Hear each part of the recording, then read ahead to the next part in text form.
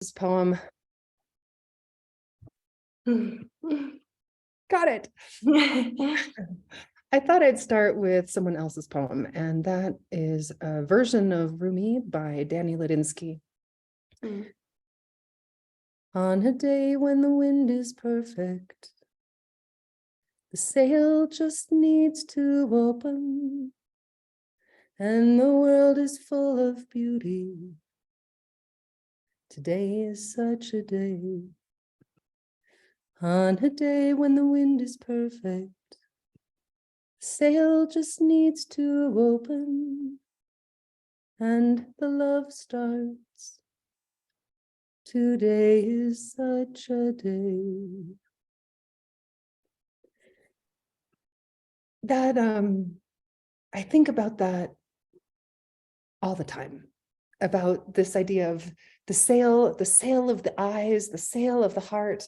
When this opens, that is the secret to finding the poems in the every moment of every day. And this morning I was talking with my friend Naomi, and she said that sometimes just a line can become an oar that helps us move forward. And certainly those lines have been two of my most important oars as I continue to move through the world. Another of my favorite poets is Rainer Maria Rilke, who wrote one of my favorite poems, which I'm not going to recite right now, but I will guide you to. It's a poem called You Darkness. There's many versions of it, but my favorite is a version by Robert Bly. And that particular poem is, I think maybe some of you have also had this experience where you feel as if a poem has saved your life. This is the poem that saved my life. And I got to thinking, what if Rumi hadn't become a poet? There was a real chance that he wouldn't. It wasn't his path. So this is a poem, I suppose, about how, as we meet a day, we consider how essential it is to do what we are most passionate about. And that's the title of this poem, Why I Urge You to Do What You Are Passionate About. When Rilke traveled through Russia and studied St. Francis and fell in love with the married Salome and wrote poems for the Book of Hours, he could not have known that over a century later, a woman on another continent would find herself wrestled by darkness. And in his poems, she would find encouragement to lean even deeper into darkness until she could fall in love with what she feared most. He could not have known she would tattoo his words into her memory and scribe them into her blood, so whenever she walked or lay in the dark, she would have his words ever with her. And they made her not only more brave, but more wildly alive than she had ever been before. And what if, as his parents had pushed, Rilke had joined the military and turned his back on poetry? What if he had not gotten himself expelled from trade school so he could go on to study art and literature? What would have become of the woman 100 years later had she not found his poem and learned how to love the dark? Thank you, Rainer Maria Rilke, for following your passion. I encourage everyone to do it. Another thing about meeting a day, I think about this constantly, about how in every moment we have an opportunity to either be a plus, a zero, or a minus. That the moment could stay neutral if we just do nothing, that we have the opportunity to make somebody hurt or to make the moment worse through our poor behavior, I suppose, or we have a chance to make it better, add a little plus. As you have done for me. If you were here, I would put my hand on your heart and hold it there until our breaths became a single tide. Hold it there until I could feel the moment when you remember your infinite value. It is so easy to forget we are treasure. So easy to lose track of our own immeasurable worth. The chest rests shut. We think we are empty. Amazing how easily we are fooled into believing we're paupers. Sometimes it takes another to remind us we have always been not only the treasure, but also the key. Though the hinges are a metaphor, the treasure is not. We were made to open, to share our priceless gift, to press our hands to each other's hearts and hold them there until we all remember. I want to thank every single person in this Zoom room that has been that person for me, who has held their hand to my heart and helped me remember my own treasure. Thank you.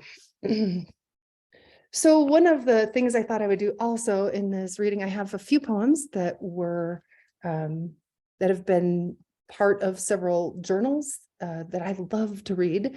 And I thought, if you want ways to get more poetry into your life, I'm going to just drop a few names of journals that I love that are full of poems that I love. This particular poem was featured in One Art, and it's a poem about listening. I did a podcast recently with a man named Raghu Marcus, and in that podcast, he said this, he was responding to something he'd heard, and he said, well, what I got from that was the importance of wide open listening. And I was so struck by that phrase, wide open listening.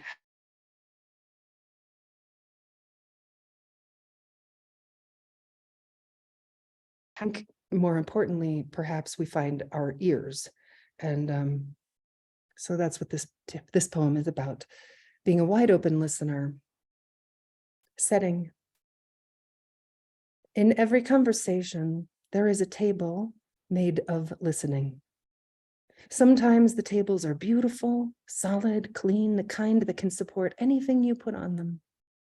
Sometimes they're like TV dinner trays of my childhood, a little rickety, but they'll do if what is put on them is light. Sometimes the tables are so cluttered that whatever is placed on their surface is almost immediately lost. Let tonight's table have a small vase of flowers and a candle, perhaps, nothing else. May it be small enough that we might see each other's eyes, might notice every nuance of breath. Whomever I am most nervous to invite, may I invite them. And though the tea is a metaphor, may I offer and may they accept. I think the editor actually of One Art might be here tonight, Mark. And if so, Mark, I honor you for all your work. Thank you. Another thing about how to find a poem in a day. I have this little formula, I suppose, that I use, and it goes like this. I believe really anything can be a poem. As Mary Oliver says, the world offers itself to your attention. And in that vein, anything like a table, like the poem I just read, or a doorknob, or I'm looking around to see a bottle, a pen, anything can become a poem. And here is how. I just take that object, I make a list of its properties, then I make a list of its uses, what is it for? And then I ask it, what do you have to teach me?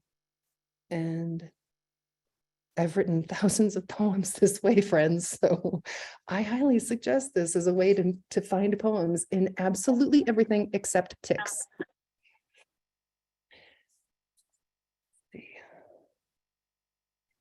So this poem is about a worm. It's called Lumbricus terrestris, and it's about how to meet a day, I suppose, in a way that is both patient and consistent. And I'll thank maybe Claire Willis, who we were in a class, and she said something about how important it is sometimes when we feel a deep, urgent need to do something now, that's sometimes even more important than jumping up in that moment to do it now, is to really settle into how do we make a lasting change.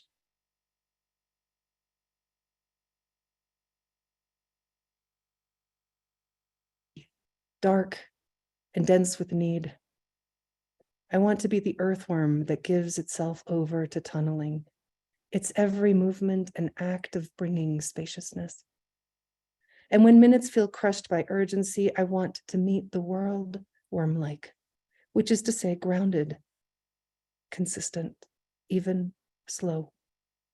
No matter how desperate the situation, the worm does not tunnel faster, does not burrow more. It knows it can take decades to build fine soil. To whatever is compacted, the worm offers its good worm work, quietly bringing porosity to what is trodden, compressed. So often, in my rush to repair, I end up exhausted. Let my gift to the world be my constancy, a devotion to openness, my willingness to be with what is. Let my gift to myself be patience as I tend what is dark and dense.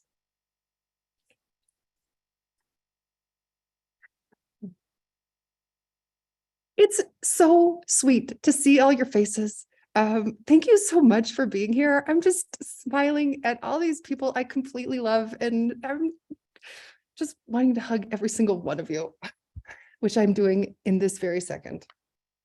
Okay, one of my favorite ways to me today is not as myself, but as my alter ego. And this is something that happened quite a few years ago when we had a woman, fabulous poet, Jane Hilberry, come and do a reading here in Telluride. And she had a poem about Crazy Jane, her alter ego. And it was so much fun. And then my mom, hi mom, was she had gotten an email from somebody full of porn. And it wasn't just her, obviously, they were spamming lots of people with porn, but I was very upset about this. And I wrote a poem about all the nasty, awful things I was going to do to this person who was sending porn to my mother. And Art Goodtime sees me the next day in line. Actually, I imagine most of you get my daily poems, but if you don't, you can. They go out every day, and if you want to sign up, we can let you know later how to do that. But Art had read my poem from the night before, and he said, "Rosemerry, what was that poem? That wasn't like you." And I explained the situation about, protecting my mother. And Art says, "You need an alter ego." And I thought, yeah, I do. And I'm here to tell you, so do you. It's so much fun to have an alter ego, because whatever you are not good at, your alter ego is amazing at. And if whatever you hate doing, your alter ego absolutely loves doing it. So this particular poem is one of my favorites from Wild Rose. That's her name. Wild Rose does whatever I am too prissy or nice or shy or whatever I am to do. And in this case, I was at the physical therapist, and the physical therapist had told me that in order to alleviate this problem I was having with my hip, she thought it would help if I would just swing my hips a little bit more when I walked. And I said, no. And she said, "Oh, it's okay. You could just pretend you have a tail." And I said, no. But Wild Rose, she thought it was a great idea. She is tired of all this tight ass skinny hip nonsense, walking down the street like a pole, like a rail, like a wall. While Rose moves and curves, she's more swank, more sway every day, and she wants a tail, and not some fluffy little scut, not some prehensile appendage always grabbing at things. She wants a long and slinky swirl of a tail that will swing when she steps, and you can bet she will swing for the pure fun of swinging. She's gonna flick it and swish it with the wiggle in her gait, because she's got fanny and flair and a swagger in her ramble, and now she has got a tail. And she was looking for any other way to tease anyone who thinks that a woman is supposed to play it straight.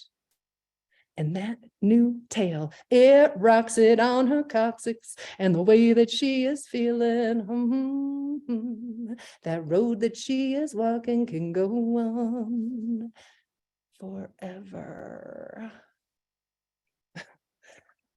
That's always fun to perform. Well, I think I'll just do two more, and This one is from, it was recently published in a journal that I really love called Vox Populi. And if Michael Sims is here, hi, Michael, thank you for your good work. I highly recommend reading it. And I suppose openness has been a theme in a lot of the poems that I've read so far tonight about how to meet a day. It's something that I value, maybe more than almost anything else, is openness. And I suppose, well, I'm going to let the poem talk for itself. It's called The Prayers. When I asked the world to open me, I did not know the price. When I wrote that 2-word prayer in the sand, open me, I did not know loss was the key, devastation the hinge, and trust the dissolution of the idea of a door. When I asked the world to open me, I could never have said yes to what came next. Perhaps I imagined the waves knew only how to carry me. I did not imagine they would also pull me under. When I asked the world to open me, I had not imagined drowning was the way to meet the shore. The waves of sorrow drag me down with their tides of unthinkable loss. The currents emptied my pockets and stripped me of my ideas. I was rolled and eroded and washed up on the sand like driftwood, softened. I sprawled there and wept, astonished to be alive. It is not easy to continue to pray this way. Open me. And yet it is the truest prayer I know. The other truest prayer, though sometimes it frightens me, is thank you.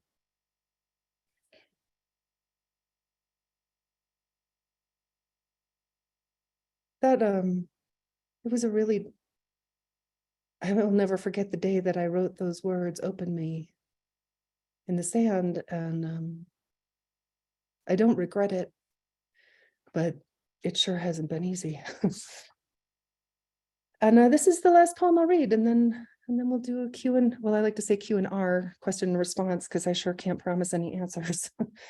But Rosemary, I think we'll have time for like 3 or 4 more if you would like, just because our intro just took a few minutes. I just wanted to be sure you felt the space for that as needed. Oh, really? Yes. Well, okay, then I'll do 2 more. That's up to you.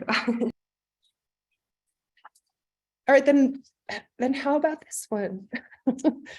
I had a really fun time doing a program for Wilkinson Public Library, who's our host tonight. Thank you so much, Wilkinson Public Library, for all your incredible work. It was a poetry class in which we wrote about vessels. And I think a lot about brokenness. It's probably one of my favorite themes. It has been for a long time. And so I suppose this is a poem about meeting the day with acceptance. What's in a broken cup? Not everything broken need be fixed. Even the loveliest cup, the one that seemed perfection, the one that fit just right in the hand and held the favorite wine, even that cup is only a cup. And being fashioned out of breakable clay, it was, we could say, made to be broken. The fact it was fragile was always a part of its value. In shattered fragments, the cup is no less treasured, perhaps even more treasured now that its wholeness isn't taken for granted. There are some who would throw the pieces away. There are some who would meet them with glue or even with gold in an attempt to repair. But there are some who will cherish what is broken. Hold it even more tenderly now. Trusting its use, though different, is no less valuable. Trusting a fragment is sometimes more than enough. trusting in every end is a beginning, and we might now sip our wine straight from the source. This has been a radical idea, I suppose, for me, thinking about, I've been a devoted fixer for much of my life, and to allow myself to live with brokenness is without thinking something must be done. That's not to say that that things don't need to be fixed. I hope I'm not misrepresenting myself, but well, you'll understand it or you won't. You'll judge me or you won't. And this will be the last poem then. And this one, I suppose, is about how essential it is for us to be so tender with each other. And it was featured in a really beautiful online magazine called Braided Way. Laura Grace Weldon is the editor of that. Hi, Laura, if you're here, I love what you do. Thank you, beautiful poet. And I wrote it I was leading a workshop for scientists, and we were taking lots of different scientific facts and weaving them into poems. So that's how this one began. And the title is While Watching My Friend Pretend Her Heart Isn't Breaking. On Earth, just 1 teaspoon of neutron star would weigh 6 billion tons. 6 billion tons is the equivalent of every animal on Earth, including the insects, times 3. 6 billion tons sounds impossible until I consider what it is to swallow grief. Just 1 teaspoon, and one may as well have consumed a neutron star. How dense it is. How it carries inside it the memory of collapse. How difficult it is to move then. How impossible to believe anything could ever lift that weight. There are many reasons to treat each other with great tenderness. One is the sheer miracle that we are alive together on a planet surrounded by dying stars. And another, none of us can see what anyone else has swallowed.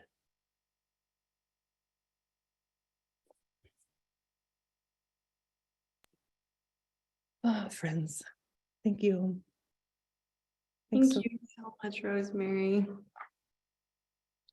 Thank you, everyone, for being present, for being witness, for listening. What a gift.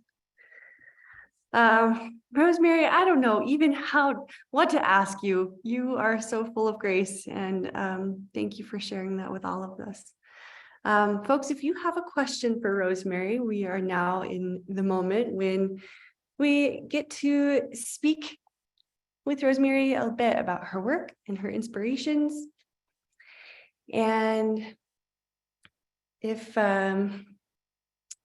have any questions, this is a good time to ask them. Feel free to drop them in the chat, and I will be reading them off.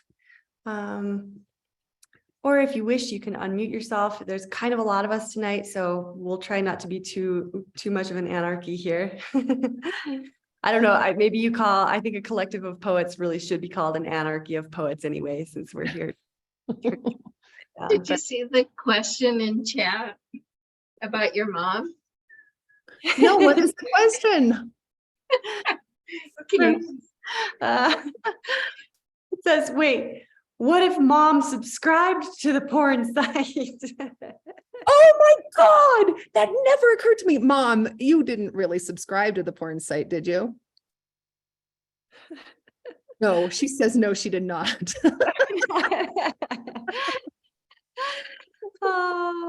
Thank you for that question. That's very funny. It had never once occurred to me.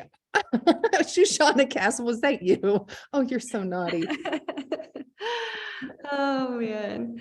Well, here's a question that got sent to me. Someone's asking, in your practice, this is a very interesting question. In your practice of everyday poetry, do you ever feel like taking a break would help you, or do you just power through? Do I ever feel like taking a break would help? Let's be clear that I actually have taken 2 breaks. One was right after my daughter was born. I took a break for a few months. And then I did take a break for 7 weeks after my son died. So in both of those cases, it was necessary. I had to. And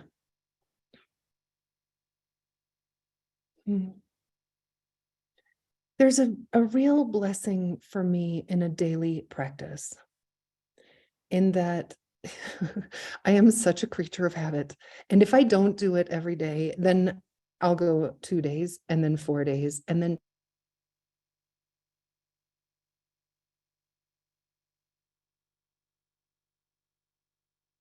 late at night sit there falling asleep writing a poem if I haven't yet. It is important to me that it's daily.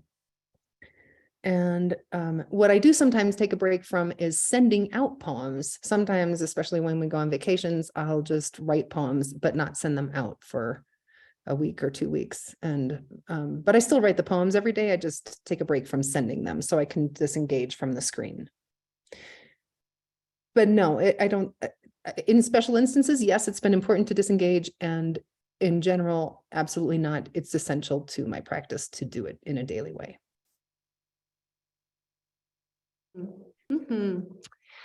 And some other questions. Will any of the poems you read tonight be in your new book? Folks, if you missed it, that's coming out in April of 2023. And it's called, what is it called again? All the honey. All the honey. Yeah. Yes, a lot of them will. Quite a few of them. I'm just looking back to see what I read tonight. Yeah, maybe at least half of them will be.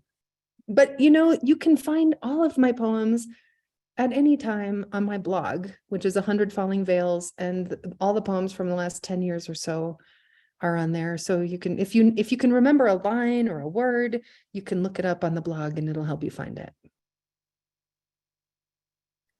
I really like that you have a keyword search too. So if someone is just remembering sort of a concept about it, you can find the poems later there. It's a beautiful blog. Another question is, how has your poetry journey matched your expectations, and how has it gone to something totally other? What a great question that is. Okay. How has it met my expectations? Well, when we could say this, when I was in 4th grade, I remember thinking, I heard that there were only 3 poets in America who made their living as poets.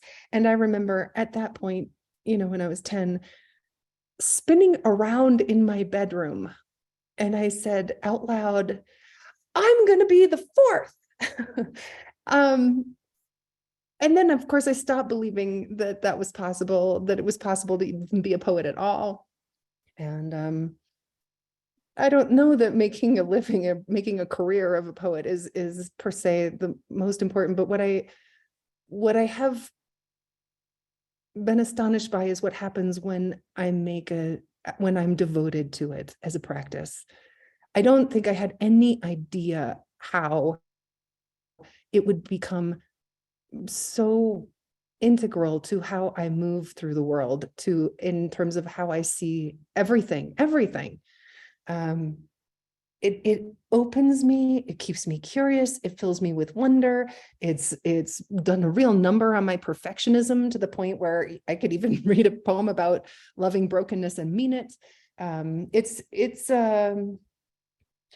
It's saved my life in a million ways, and I wouldn't have known that. I think I thought the poems were about a page, and maybe I thought they were about having a book. And now I know what's true now is that it's about being utterly committed and devoted to a practice of showing up. And I wouldn't have known that without devoting myself to it day after day after day for years. Wow, I love that thought. Utterly committed to a practice of showing up, which is what it means to be human and so easy to do unintentionally. So thank you for sharing that. I love this question. Do you think as a poet, it is important to explain the work? This is a great question. Yes and no. Nobody loves a poem that's just delivered to them and then you don't have to think about it anymore. That's maybe like, that's a fortune cookie, right? But I also don't like the poems that totally shut me out, and I read them and I feel like an idiot when I'm done. I'm like, I feel so stupid having read that poem, which is, I think, why a lot of people think they don't like poems, is because they've had that same feeling of being made to feel like they're stupid because they didn't get the poem.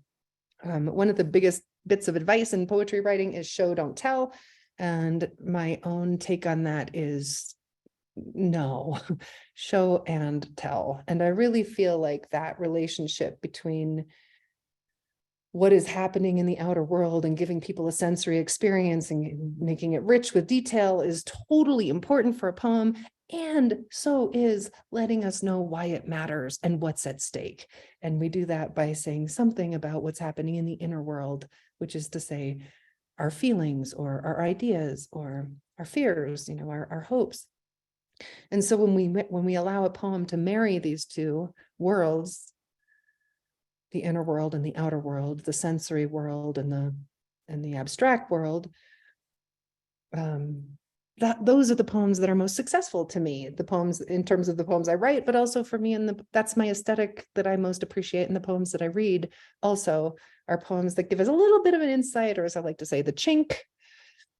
But they also allow us to have a real experience. Mm-hmm. And what a thing it is to just understand that the real experience is what we're all searching for, we're all reaching toward the pith. Folks, we have time for probably 3 other questions, 3 or 4 more. And someone's just asked, who are your favorite poets? Oh my goodness, about 1 million. I'm afraid to say some names because I saw some people here and I don't want to offend anybody who I haven't seen. But I did see Jack Riddle was in here earlier. And I see Danny Rosen over there.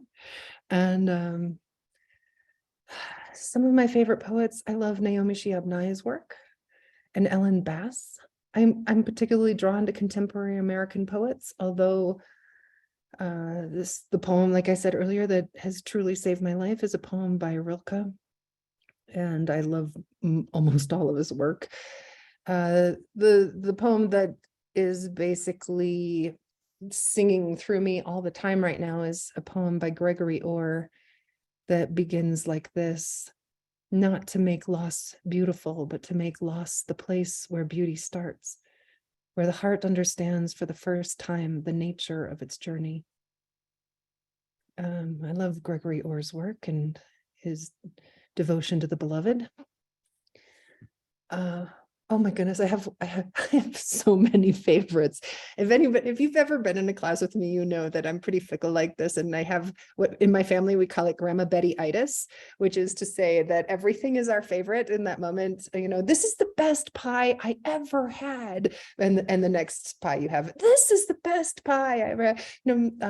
So I can definitely be superlative in my praise of my favorite poets. It's a good way to be. There are so many to choose from. Joan Shapiro, our friend, is asking, who are your least favorite poets? As if I would ever. You are so bizarrely evil, and I love you, Joan Shapiro. That was so mean. Let's see, maybe I can come up with one. Let me see if I can. I mean, no, I'm not. I decline to answer. I decline. No minuses. Oh, ask Wild Rose, says Joan. Yeah, she would. She would probably go off. You are on fire. Yeah. No, Wild Roses is also taking a pass. Well, I will say though, the poems that don't work for me, I won't say the name of a poet per se, but the poets who don't do anything for me are poets who are just trying to be clever. I don't care about clever at all. I want a poem to move me. I want a poem to help me explore what does it mean to be alive. And if a poet's willing to do that, then I'm willing to fall in love with them. But if they just want to show off that they're good and smart, then I really don't give a shit. Sorry, I shouldn't have sworn. We do a lot of swearing in this Zoom. I just have to say it's always welcome. Rosemary's, or rather Diva's reading last month was full of sass. I will never forget how hard I laughed about the dildos. Oh my God, the dildos in the dishwasher. This is, I feel like swearing itself is a form of poetry when needed. I have time for one last question, and I'm going to go with this one. What about the space to write in? This is a really concrete question. I like this. Do you have one place that becomes most aligned with your discipline, or does this take place wherever you are? And when? Is there a special time to write? Some of us have very fractured days as a way of life, so grabbing the moments can be a challenge. Does the time inform the space, or the space inform the time? It's a great question too. And I think it's going to be different for everybody, obviously. And I think it might even be different for me over different periods of time. Except we could say this as a generalization, that I tend to write late at night. And that began as because my children were young and I was writing after they went to bed. And as they got older and their bedtimes got later, my writing time got later. I also tend to be a night owl. And I love what happens in the quiet hours. And I also happen to love what happens late at night when I'm exhausted and my inner critic shuts up. It's really, really nice how quiet that critic gets, and I can really be more, I can get out of the way and let the poem know more than I do. So I like writing late at night, although when I lead writing play shops at any time of the day, I find that I certainly can write at any time. It's just that typically I choose to write later. I had about 6 months where I was waking up very early in the morning to write, and I noticed the poems were very different then, that they tended to be forward looking, and that at the end of the day, they tend to be more about this is what happened today.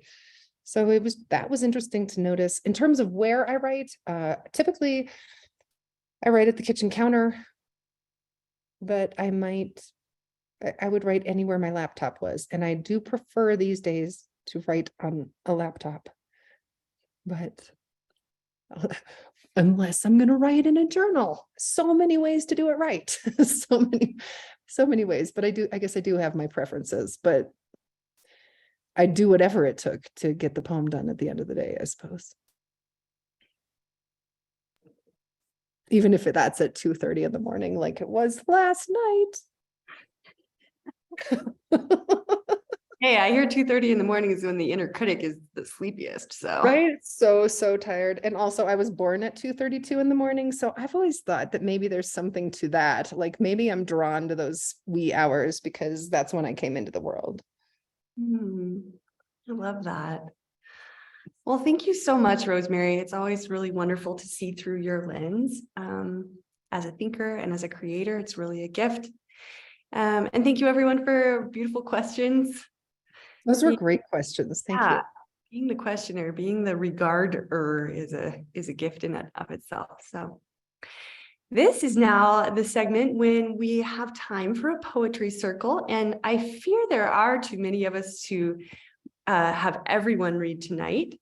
But we would like to invite some folks to drop their name in the chat, and we'll get through as many as we can. I do want to respect your time. I know we have until 8:30, and then we'll have Rosemary read us one last poem to take us out. If you will, Rosemary, that would be a gift.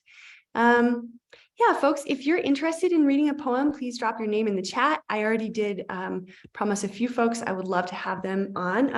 I want to take a second to welcome our friend Jose Alcantara, who's joining us from the deep woods of Missouri and who will be launching the Bardic Trails online in 2023 with a reading on January 3rd. Jose, Okay, that absolutely cannot be missed. That Yes. is that will be beyond dynamite. yeah. Now that I know Tony's in the room, he's also one of my favorite poets. Wonderful.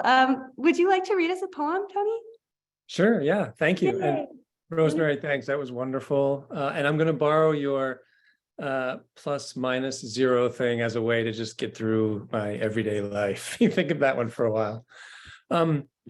Yeah, so I wrote this poem last month, and some of you may have been up with me when I was writing it because it's called Eclipse, and it was during the lunar eclipse that we had in November. Eclipse. There are nights when you will be devoured, slowly, inexorably, bit by burning bit. You will hang there in plain sight, slowly falling, everyone standing around watching, while a shadow swallows piece after piece. Some will be thrilled at your steady undoing, others bored, wishing the spectacle over already. Still others will be distracted by the stars blazing past you. But yours will be no quick plummet. Yours will be a slow, cold, blood-red loneliness played out against the backdrop of infinite black. But remember this, as you fall, you grow bigger. And just before you drop over the edge, a sliver of new light. And after, while the watchers stumble home, wanting nothing more than to climb into their soft, warm beds, you will blaze on, a bright body burning, made more by the ravishing. Amazing. Thank you. Thank you Hope so to see you much. guys in January. Yay, everybody. I am going to drop into the chat the registration link for Tony's reading on January 3rd.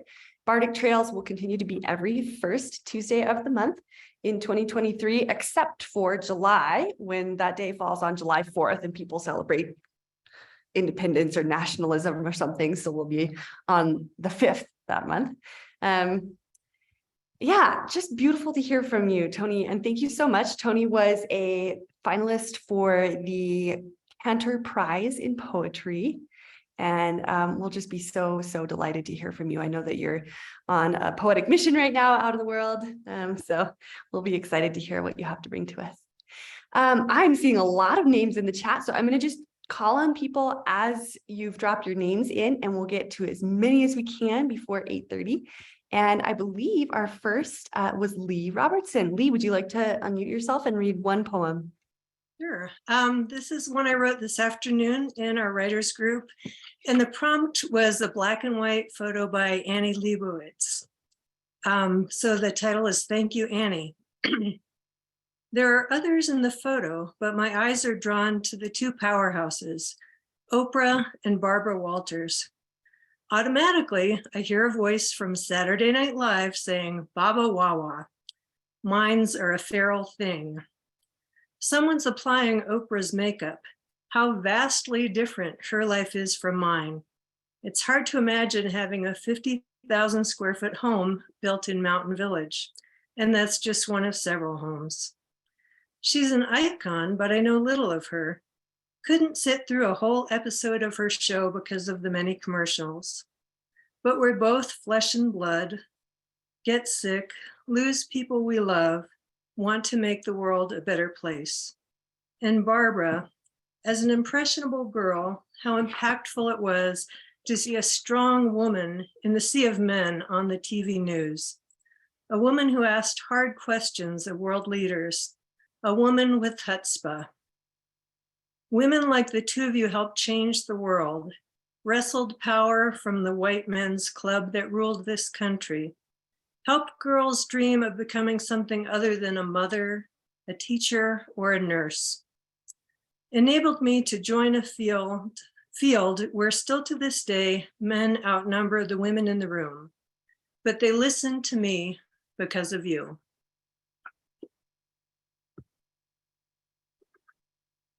Thank you, Lee.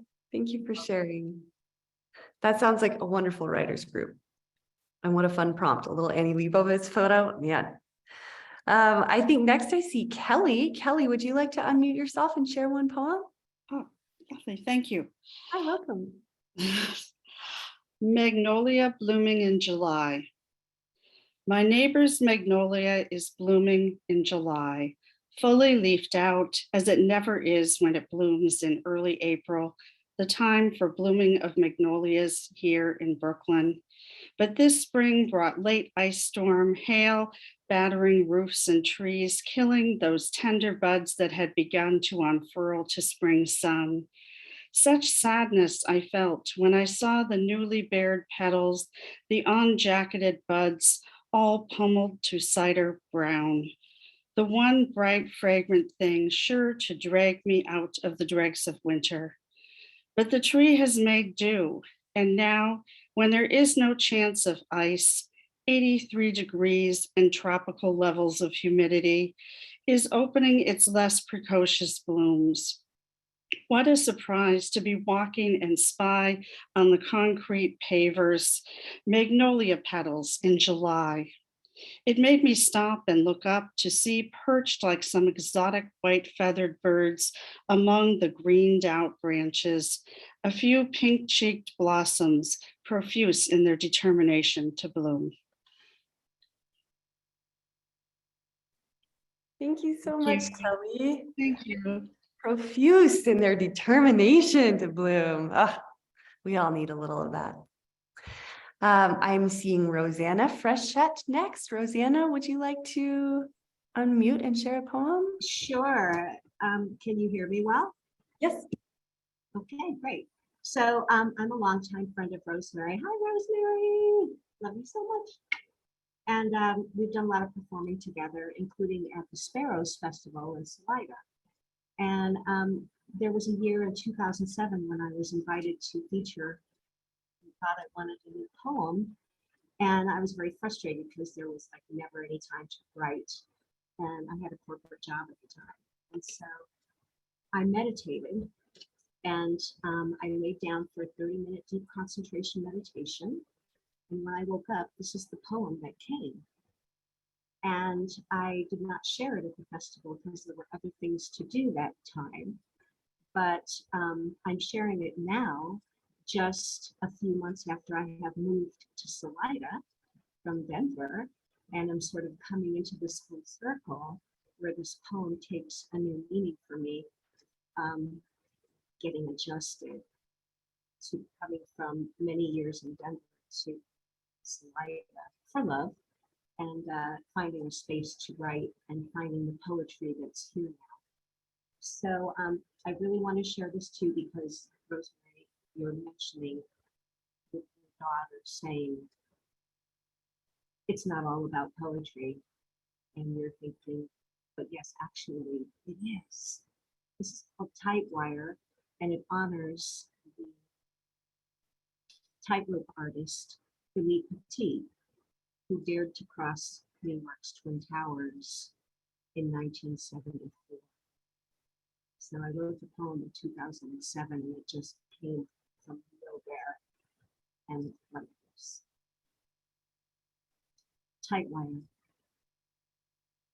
I've walked some fine line like the man that imprinted himself on the screen in my brain long ago when the young girl that I was could not stop staring. TV screen, big news, a tiny man clad in black slacks, ballet slippers, moving across air, against wind, absurdly high up on a wire strung between two twin towers. Even his name would remain in my brain like a poem I've recited again and again, and so simply. Philippe Petit must have been quite acutely aware of one hard crash, velocity, gravity, asphalt, mistakes one can never take back. Not holding the breath, and not breathing too big, just aware of the place where a body decides to stay safe, even though it could flatten, set soul wild and free, when gold pot of ether and tar pit of gravity meet. I believe Monsieur Philippe Petit may have sprinkled his balancing pole with a weightlessness, poetry dust, just before he broke civic law, tower to tower. It was no small feat that relied on a steady heartbeat, not to topple itself. There's a poetry walking the tight wire. It can keep the mob that is watching in darkness awake, even when we cannot write it down.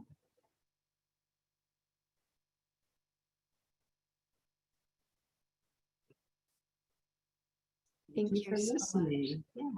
Thank you so much, Rosanna. And that's amazing that you and Rosemary have been able to perform together. There's something about seeing each other in person, but I just wanted to say, as I'm sitting here looking at all of your faces, I also am feeling so much gratitude for our ability to join together in this space.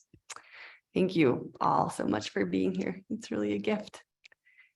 Next, I see Julie Rome. Julie, would you like to unmute yourself and read for us? I certainly would. Oh, This is a poem in response to a poem that Rosemary wrote called Before the Burial. This is for mothers of sons who have gone before us. The sisterhood that none of us wanted to join, the heroine's priesthood that accompanies the phoenix's immolation, opens expanded arms, hearts linked with the sharing of the cup of bitter wine until we crowd, enough, enough, enough. Those sisters bid us surrender our protective cloaks as we step naked into the fire and lose all that we have. That sisterhood witnesses the resurrection from ashes and tends to the tender-skinned being that arises.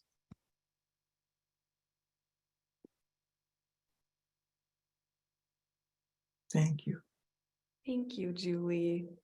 I love to hear poets call in response to one another. Thank you so much for sharing that. I know that's close to your heart and to all of ours. Stephen Concert, would you like to read next? Yes. Thank you. Hi, welcome. Hi, Rosemary. Hey, This friend. Hey, this is titled "Warped Space Bends My Theory of Love." Imagine if this poem were unfinished, like when I slice into a still pink inside chicken thigh or drink an unfilled glass of almond milk. Half empty, half full is a detail only you can decide. In a vacuum, we travel the speed of light, try to navigate around inert details that eventually will hurt us, like a fiction we have lived with for decades because the lineage we were told wasn't fact, or a stubbed toe in a darkened room because I didn't want to wake my partner on the way to the bathroom. When we jettison nearly 300 million miles per second, why would we want to circumvent the laws of physics? Because we will only end up with brush burns on wrinkled wrists when we try to stop ourselves by pulling on the brakes of the comet's tail. And who really imagines that a harness can tame something so wild as frozen rock that gravitates through distant space? On most days, I'm an infinite wound that refuses to heal when you pick and pick and pick at my scabs until they fall away and reveal more flesh that is deep as the sleep at the bottom of a bottomless well. Imagine if this poem were finished. Thank you. Thank you, Stephen. I love that ending line. Imagine if this poem were finished. I do see some questions. Folks are asking about the recording. Anybody who's joining us a little late or wants to access this later, you are welcome to email me at the address at which you received the Zoom link, and I can send you a recording. I'll also send it to Rosemary so she can share as she sees fit. But yeah, feel free to email me. I'd be happy to send you the recording for your later enjoyment. I'm going to pause in our open readings because our very dear friend Joan Shapiro sent me a poem to read on her behalf. Joan, we love you and we know your internet is dodgy. So I feel like whatever your alter ego becomes needs to invent magical internet that will work at Squirrel Flats. In the meantime, I'm going to read Joan's poem, The Bed. Here's a little epigraph. Hush puppy, remarking on hospital beds. When an animal gets sick here, they plug it into the wall. From Beasts of the Southern Wild. I remember the day they brought the bed, which overcame any prayer of denial. It was a monstrous thing with bars on the sides and a plastic cartridge with diagrams and dials, down, up, feet, head. An oxygen machine cranking out the rhythm of remaining breath and limited time, loud as a jackhammer, which rudely beat the molecules to death. So my mother could live, breathe a little easier, a little longer. My mother, now somewhat resigned to it all, began the terrible work of getting used to this atrocity, this bed that was supposed to make her more comfortable. This Procrustean ugly thing was brought to my mother, who studied Greek mythology, my mother who was more beautiful than Helen of Troy, my mother who loved music as much as Orpheus, my mother now consigned to die in this hideous Trojan horse with slippery plastic sheets. My sister and I tried ineffectually to help rearrange the room, hoping to deny the dreary circumstances. Then we gave up and moved aside to let the hospice movers matter-of-factly rearrange our lives. And in their turn, the movers moved aside and the nurse helped my mother into her nightgown, although it was daytime, and helped her into bed, that monstrous bed. The nurse explained how everything worked and plugged my mother into the wall, where she remained like a beautiful specimen of butterfly until she would die, wasted but no less beautiful, a month later. In the living room, my father asked me through a cloud of Alzheimer's and grief, "Isn't there something we can do for your mother?" "No," I answered numbly. "She tried, but she couldn't get well." We sat surrealistically on the couch and cried a little as my sister showed the nurse and her helpers to the door.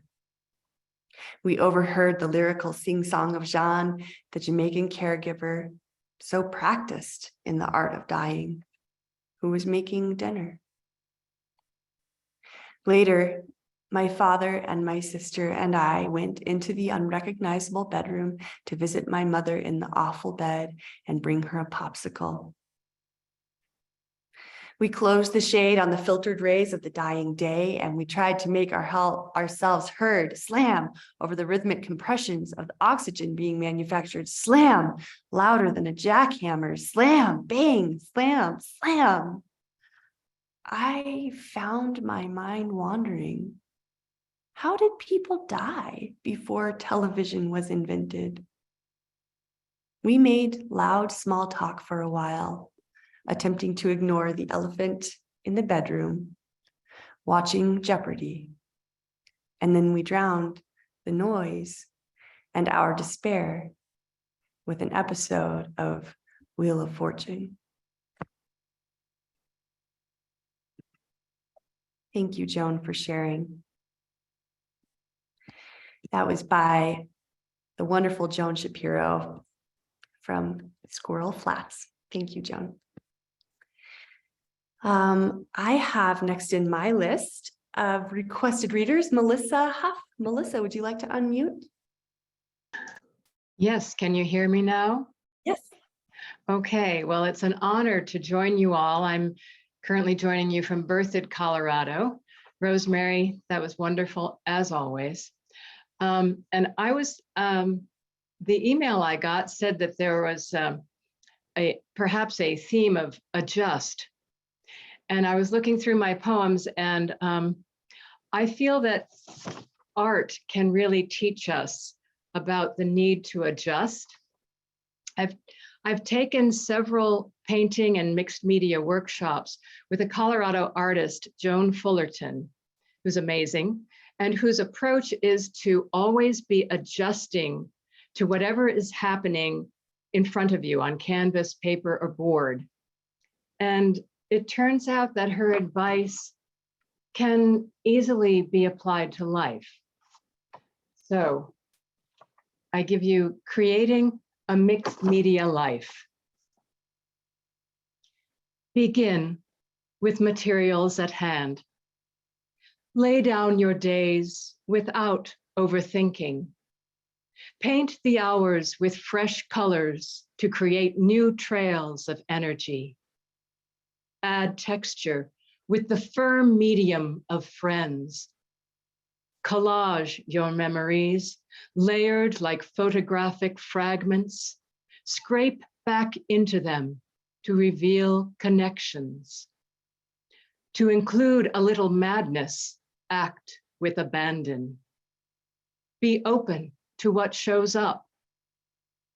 As patterns emerge, consider disrupting them to keep things vibrant. Inject shafts of light. Let the charcoal of your shadow moments enhance the light's intensity.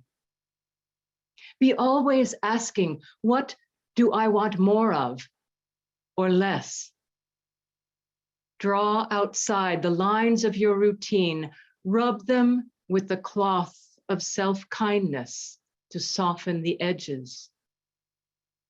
You may need to take what you've made, cut it into bits, and reassemble the parts to find out what they are telling you. Sometimes the most interesting things take place at the periphery. Pay attention.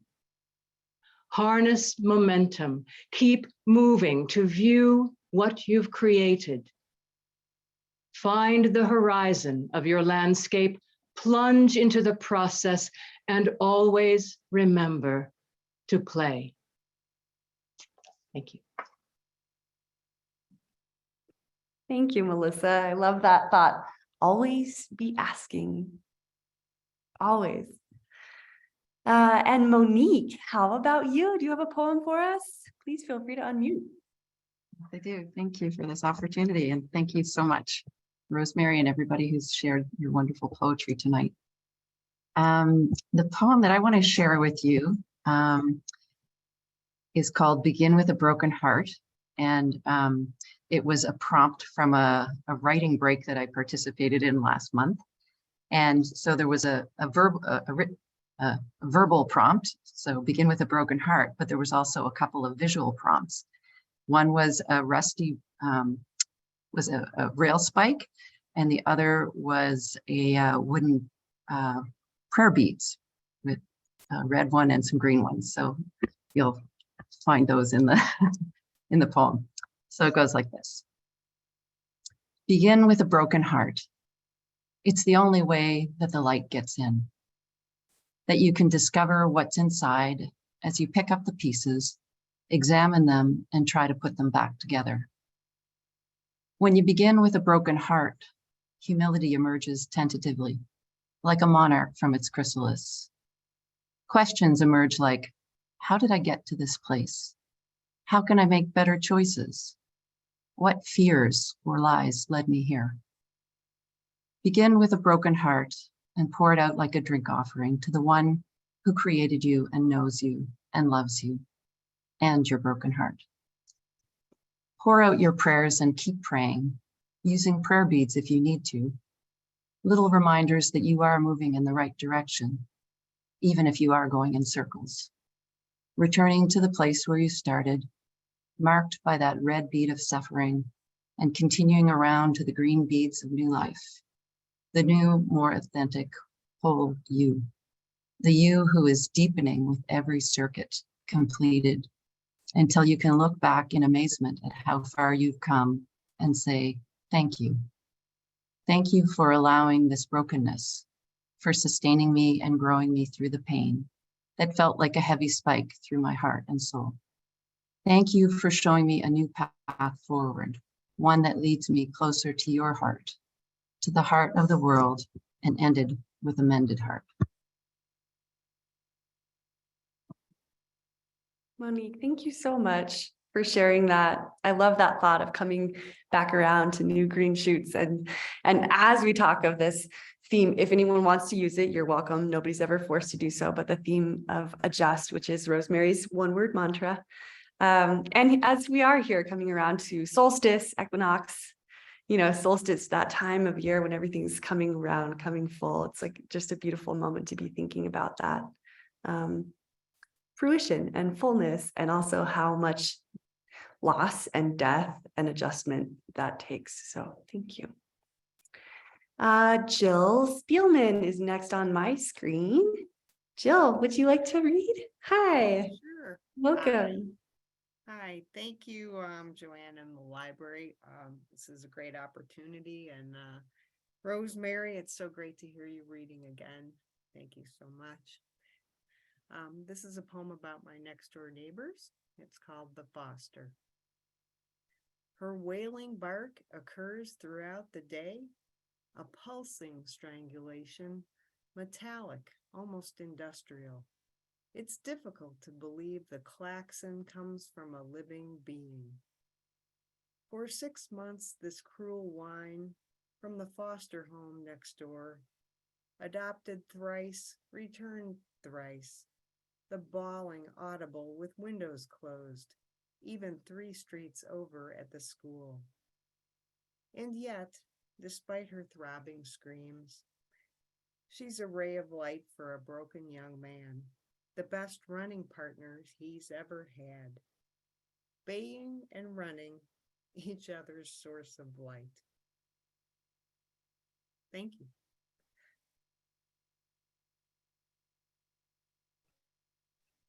If only we can all just be each other's source of light. Thank you. I love that, Jill. Who have we next? I think it is Diva to read. Hello, Diva. And may I just say, we loved your reading last month so much. Friends who are joining us who haven't been part of Bardic Trails before, it's different every time. And each poet brings something wonderful and deep and wild and raucous and different. And Diva was definitely that reading last month. That was so fun. Hi, everyone. Hi, Rosemary. You're right over there, 17 miles away. All right. I just saw late in the day that the theme was adjust. But, we all have to adjust as we age with new technologies. And I think I can speak for our age group, or a lot of us. I think we're doing okay, except when we don't know something. This is called self-erasure. Self-erasure. Because I'm not my daughter, I didn't know all those selfies were banked in an album called Selfies. Like a lost vault full of me. Full of evidence that day by day, wrinkles creep onto my surface.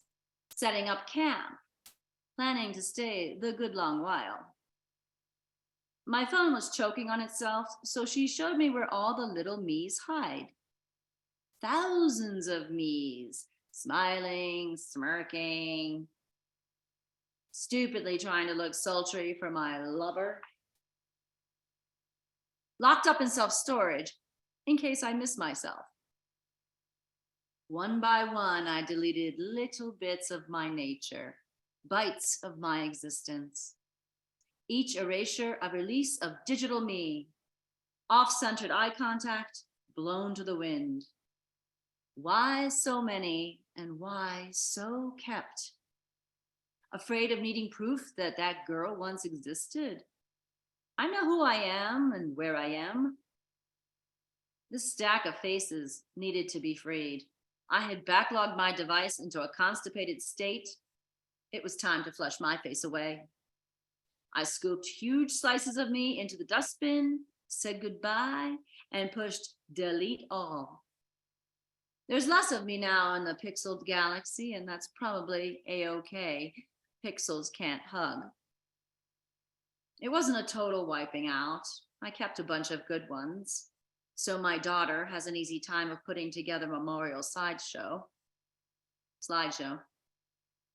My phone is now spry again, unloaded of ego, emptied of caricature.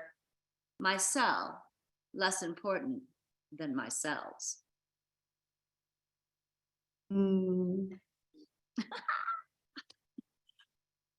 Thank you, Diva. Thank you. Always with the hot takes on the world, this lady. Thank you, Diva, so much. And Craig, it's great to see you too. John Simons, I'm looking around for you. Would you like to share a poem? John is still here. I know some folks have had to bump off. All right, we'll come back around to Sir John. Is he here? Hi, can you hear Hi. me? Yes. Yeah, I'm on phone, and I can see the pictures of everybody, but I don't think I'm on camera myself. No But problem. We can hear you loud and clear. Okay, normally I'm writing from Hawaii, but today I'm in Texas, and this is an adventure in adjustment. Frankly, I'm using another appliance. So anyhow, here we go.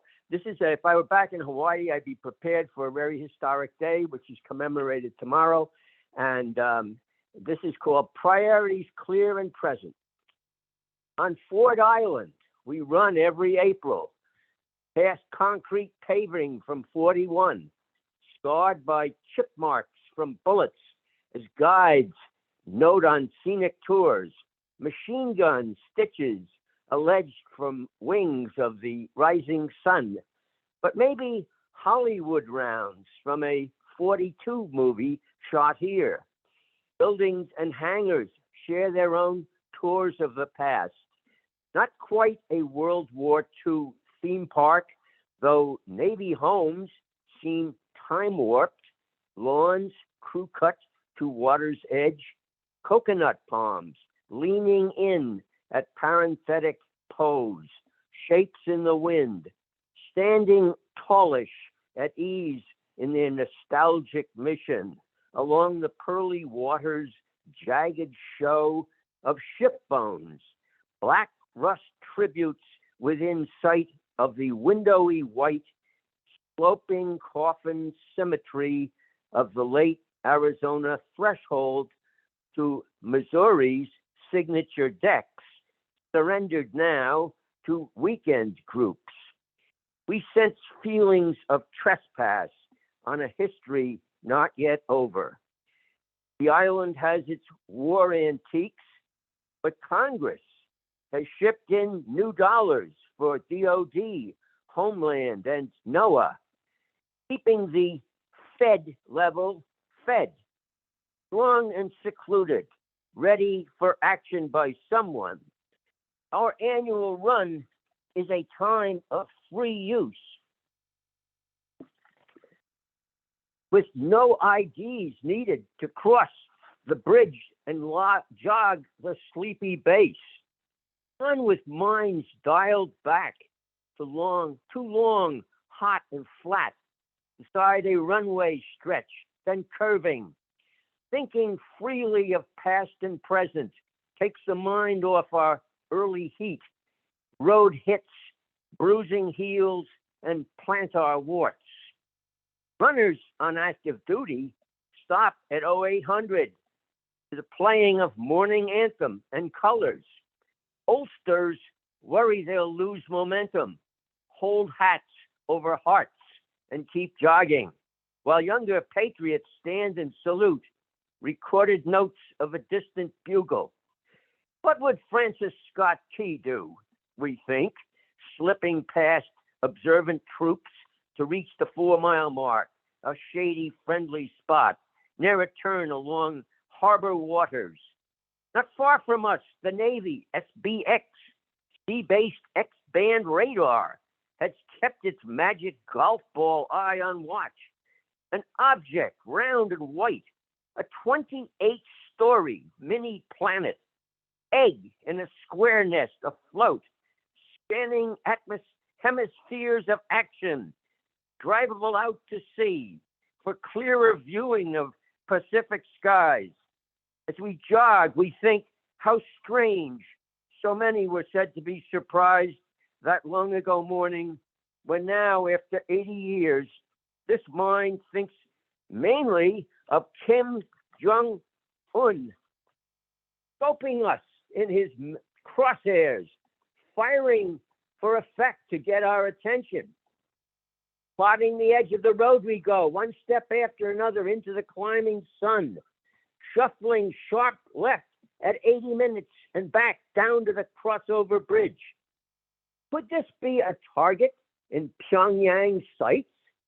Would the Navy golf ball signal 4 in time to let us know? We reach for more heart and breath, hoping we'll have enough to make these last 2 hills. And if not, who'll finish doing our taxes next week? Thanks very much. Thank you, John, and thank you for joining us from your travels. I know that's always very truly an adjustment, so thanks for making the time to be with us. Danny Rosen is next. Danny, hi, welcome. Hello, thank you so much, Joanna. Can you hear me okay? Okay, so nice to be here with you, Rosemer. I'm going to read something called Dear Paul, which I wrote last week for my friend Paul Evangelisti, who was going to read at the Lithic last week, but he's a new member in the Broken Hip Club, and he's sequestered in Los Angeles for the time. So here we go. Dear Paul, I read your solitude in red light and arose, put on my terry robe, flannel pants, thick socks, and then went down to the docks. Way past midnight, the bark-chewing poets had been long at it. Lucky beavers with no written language, bite marks their only message. That, and a slightly altered landscape under the weight of slow water, stealing time, as if the mess from upriver ranches could be settled so easily. What else to do at 2:20 a.m. with an orange last quarter moon and a stiff back, but turn to another book and arise, for a rose will be a rose with a name like mine. Regardless, a life is a day, is all we have. This ceaseless urge looking for little more love, for one more poem, so bold as to ask for a little more peace in this awesomely quiet place. Strangely, 2 cars go by as I build my mound, hiding from headlights. The hum of something like the city is distant, vague, and growing invisible. Thanks so much. Thank you, Danny. I love that thought, that visual of the beavers writing their poetry on the bark. Thank you so much. Thanks for joining us. Let's see, I have Gia Nold next. Gia, hi. We'd love to hear from you. Hi. Hi, Rosemary. I'm friends with her since before I had green hair. Okay, so my poem is called Conversations with Sor Juana Inés de la Cruz. What is love? It's not queens and diamonds. She's daring. What is dream? It's temperature that can create love. What is motivation? It's what you're seeking. What is time? A mandate. What is beauty? A treat, at times a half a line. What is ashes? my mind passing too soon. What is poetry? Restoration. What is body survival? Demons and monsters, some beautiful. What are gods? None of these elected lions or Viracocha or storytellers. What is life now? Nothing to prove, engrave, ask Dante. Will silence help? It can teach without words. Thank you. Thank you, Gia. Thank you so much for being part of this. And I just feel like that also conjures so much about the year coming around, the ends and the beginnings. Thank you. I'm looking through my lineup here. I am going to say there's only maybe like 5 or 6 people left to read, and I would love to personally make space for that. Rosemerry, would you have time if we go just a little bit late? Okay, friends, we're going to get to everybody. It's going to happen. It's so beautiful to hear from all of you. Thank you, thank you, thank you all. It's really, really just a gift. I think next I have Anita. Anita, would you like to read? Hello. Oh, is Anita here? Yay. Hi. Yes. Well, Rosemary, you started off night mentioning that you had just talked with Naomi. And then, yeah, I have been talking with her too. I saw her in Austin in November. But then I'm remembering this poem that I wrote when I went to Santa Fe many years ago when her son was a very small boy. And Naomi's parents were taking him to see the dance of the corn mothers, and she said I could go with them if I wanted to. This is the poem that I always remember. Naomi's mother, father, and her son when we went to Pueblo. It's called Dance the Pueblo. China men dance on the throb of drums, deer and buffalo headed, young warriors, eagle winged, telling braveries of a people proud of 100 generations. Women wrapped in prisms, turquoise, snow, and fire line the Pueblo. Watch with smiling eyes their sons, their husbands, who again hunt the buffalo.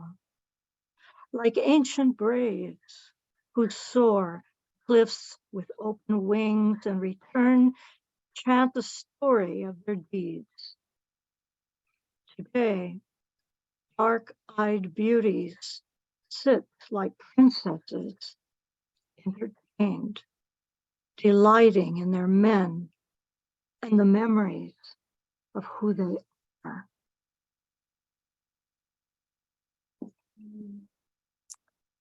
Thank you, Anita. Thank you so much for joining us. And thank you for sharing that in a moment of ritual. Tim ate a lot. Hello. Hi, it's great to see you, Tim. Please feel free to unmute and share a poem. Hi. All right. Hi. I learned recently that the average American emits 16 tons of carbon dioxide in a year. So this is called 16 tons, with apologies to Merle Travis and Tennessee Ernie Ford.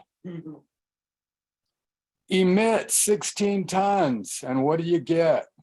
Another year warmer and deeper in shit. St. Francis is calling, but we can't hear. We sold our souls and the atmosphere. 16 tons, got my berries from Chile. 16 tons, flew in a 100-ton plane. 16 tons, I'll race you to the stoplight. 16 tons. Who says I'm insane? Emit 16 tons, and what do you know? Another gone glacier because there ain't no snow. St. Jude is too busy, can't answer our prayers. Our souls float well on the heavier air. 16 tons, wish the forest weren't burning. 16 tons, too damn hot to hunt. 16 tons, how you like my new leaf blower? 16 tons, had a pound of beef for lunch.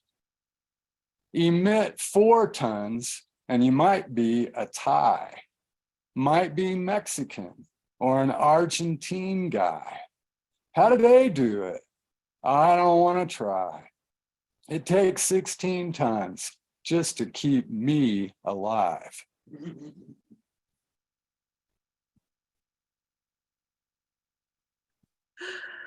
Thank you, Tim. Always a prophet commenting on the past and the future. Actually, I think I see Lisa is next. Lisa, it's so good to see you on here. Hello, welcome back. Hi. Well, I'm new, so glad to be here this evening. So I've been told my poems do a yin yang, and I didn't want to, at the end of the night, thought it'd be better to end on a uplifting note. This is about something that's been very fleeting for me. It's called What is Love? And it's an echo on Gia's theme. My daughter's name is Ines, so I just thought that was kind of interesting. So what is love? It is anticipation, excitement, full wind in your sails. It is noticing everything, senses aroused, the air of possibility and potential. It builds you up. You hope it will stay forever, that feeling, yet it's fleeting. Oh, please stay a while, a lifetime, forever with me, love. I just want to pause and hold this feeling. I want to believe in you. Do you believe in me? You should, for it is you I desire more than anything. You've always left me one way or another. I struggle to believe in you, yet I know I exist to find you and show others what love is, of the land, a place, of possibility, and far beyond the realms of earth. Stay with me, love. If I lose you, I fear I can't go on, but I will. XX, find me. Thank you. Thank you so much, Lisa.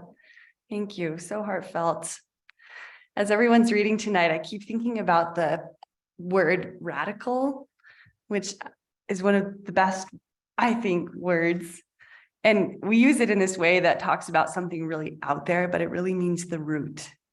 And I just wanted to say thank you to every one of you for being a radical, for being out there, for being these poets, for grasping ideas out of the air, and also for constantly bringing us all back to the root. Thank you, seriously.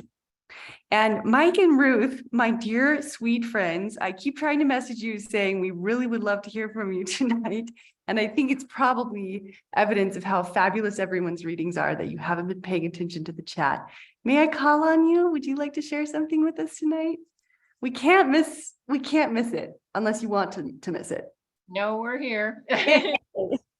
I was hoping that all the new visitors would have a chance to read, and I hope we've gotten through them.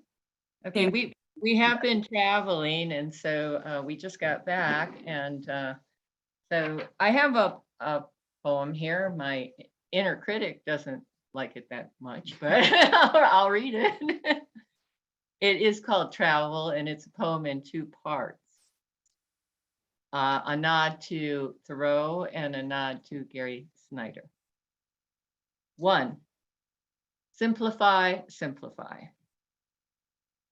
City born, gone so long, can't negotiate traffic, can't stomach the crowds. Don't understand laws limiting the height of one's lawn. Countrified urban outcasts perplexed by the problem of choice, propensities of offerings, pyramids of crafted crackers, vacuum-packed, plastic-wrapped artisan cheese, walls and walls of wine, when really a Ritz, a Swiss, and a cheap Paisano will do. 2, the lake. We wend our way down to the lake, to whittled piers and sea green glass, cream city brick worn spineless by waves, shadowy tankers stalking the skyline. Here, a breath of winter weather, stink of fish and old beer cans. Restless dugouts ghost these waters, a history indigenous and wrought.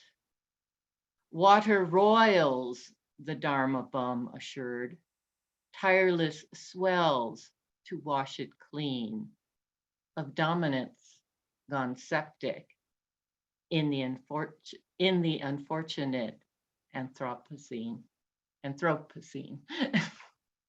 Thank you. Thank you, Ruth. I love that duality of musings. Thank you so much. And hi, Mike. It's great to see you. Welcome. Hi. Yeah, I know it's late, but I just gotta say that we've been in Wisconsin a lot, and the last trip was for Ruth's father's 100th birthday. His name is Harold Duffy.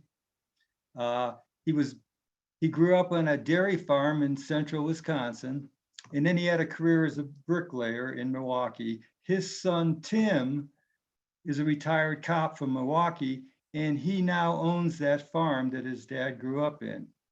That's the story behind this poem. It's called Weathering Wisconsin, inspired by Tim Duffy, Harold Duffy, and old barns. 2-lane highways at 45 miles an hour, except for curves and small towns, with new homes on green land alongside the old homesteads, back when people built the barn before the house, when the farm was everything you put into it. The old man worked hard always, tough as the beams of the old barn, bent in later years by the weight of responsibility and heavy snows. The old man and his barn both did all they could so that the farm would live on. Now blank stares see only the caved-in walls and collapsed roof, sagging bodies, not able anymore to lift from a chair or shelter the herd, as the winter light dims to only dreams of how it was when, after closing the solid barn doors at dusk, then opening the kitchen door to good smells and warm smiles, the life they both gave, good smells and warm smiles that made it all worthwhile, the life they both gave to each other. The last line, but thank you. Thank you so much, Michael. And I hope that you and Ruth are enjoying some cozy home time now back in Nucla. It's always great to see you here. We love you guys. One last person I tried to holler at in the chat, but Mr. Eduardo, sir,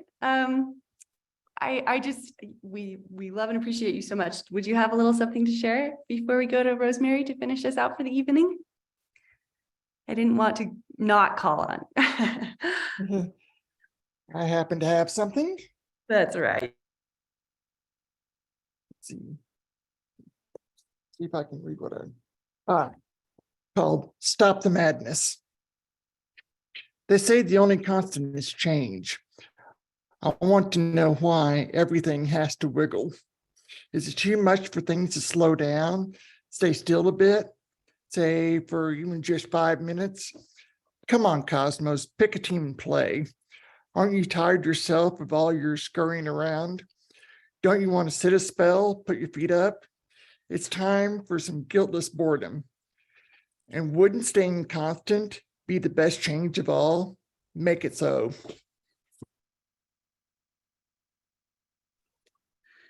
Thank you so much. Pick a team and play. I love that so much. Thank you everybody for joining us. It's really a gift. Rosemary, will you take us out on one final poem? Do you have a poem, Joanna? I will read a tiny poem. I'm so grateful to everybody for taking the time tonight. This is not as long, if anyone is joining us newly, this is not usually as long as it goes, but it's a gift to hear from all of you.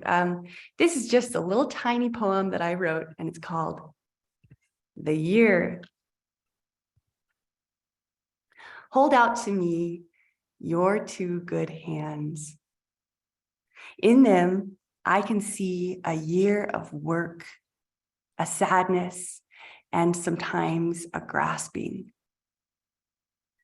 What is in you is complete as much as it is yet undone. And in the wings, there waits the iffy splendor of the next.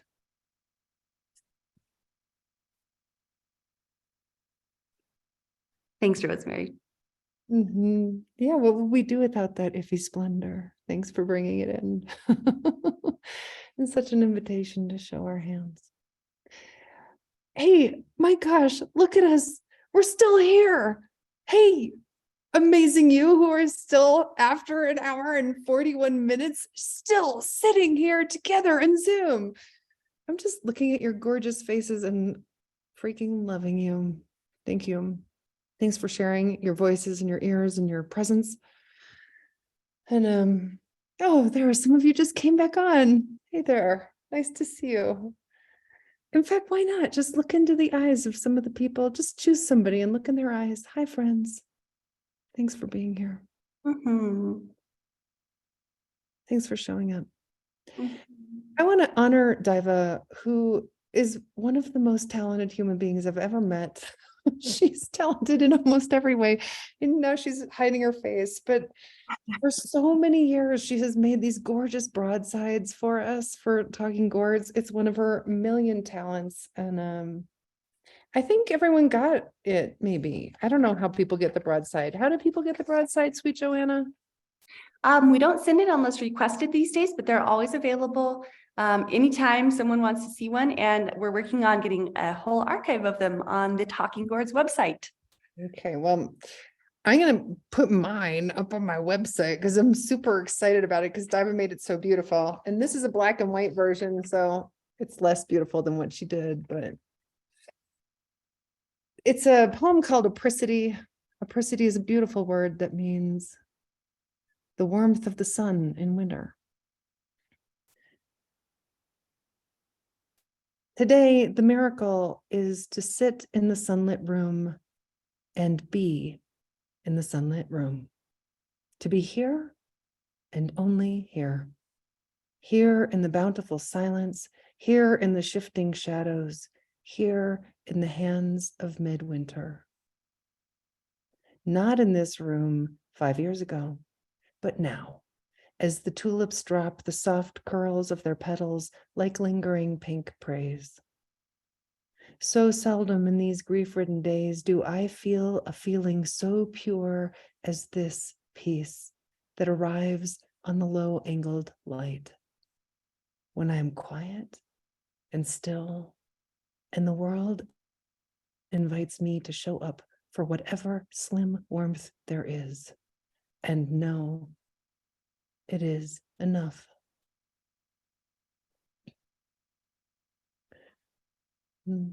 Thanks, friends. Thanks, Joanna. Thanks, everybody who read and everybody who listened. Thank you, Rosemary. Thank you, everyone. It's a deep gift to have you here. Once again, you can find Rosemary's poetry at her blog, 100 Falling Veils. And you can sign up for the email list where she sends you her daily poem.